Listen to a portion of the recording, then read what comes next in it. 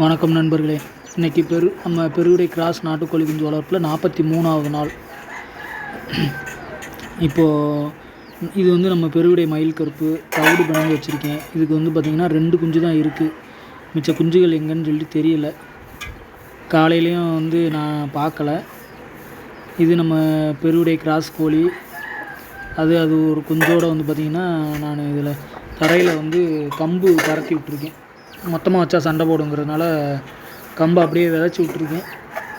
அது சாப்பிட்டுக்கிட்டு இருக்கு. இப்போ அந்த சேவல் கூட சேர்ந்து சாப்பிடுது. இன்றைக்கி இது 43வது நாள் ஆயிடுச்சு. ஒரே ஒரு குஞ்சு மட்டும் இருக்குது. ஆனாலும் குஞ்சை பார்த்திங்கன்னா இன்னும் தவிர்க்கலை. நல்லபடியாக கூட தான் வச்சுருக்குது.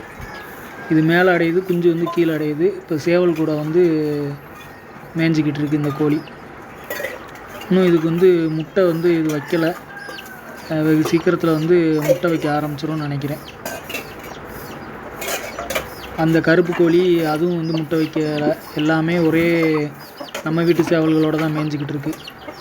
பெருவிடை மயில் கருப்பும் பார்த்திங்கன்னா சேவல் பக்கத்தில் வருது. ஏன்னா நிறையா குஞ்சுகள் இருந்தால் தான் தாய்க்கோழி 2 மாதம் வரைக்கும் பார்த்திங்கன்னா குஞ்சுகள் மேலே கவனம் செலுத்தும். குஞ்சுகள் குறைஞ்சிருச்சு அப்படின்னு சொல்லி சொன்னால் அது இறப்பறக்க ஆரம்பிச்சிடும். குஞ்சுகள் மேலே அதிக கவனம் செலுத்தாது.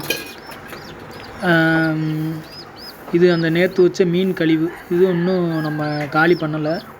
இப்போ அதை எடுத்து பார்த்திங்கன்னா போட்டுருணும். ஒன்றுமே இல்லாமல் ஃபுல்லாக காலி பண்ணிடுச்சு பாருங்கள்.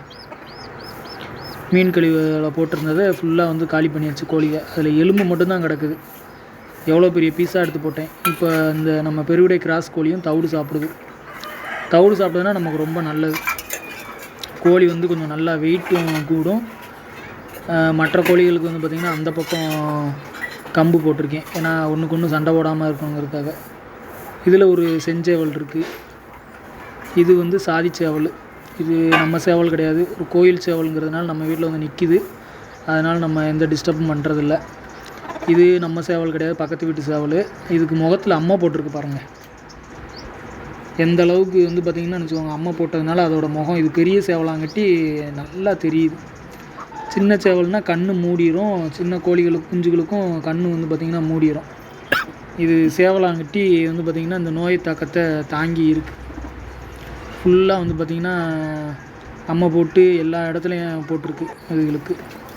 அப்புறம் நம்ம கூண்டில் உள்ள கொஞ்சம் க்ளீன் பண்ணிவிட்டு போடுவோம் அப்படின்னு சொல்லி பார்த்தா ஒரு குஞ்சு கூண்டுக்குள்ளேயே இறந்து கிடந்துச்சு. இது நம்ம பெருவிடை மயில் கருப்போட குஞ்சு.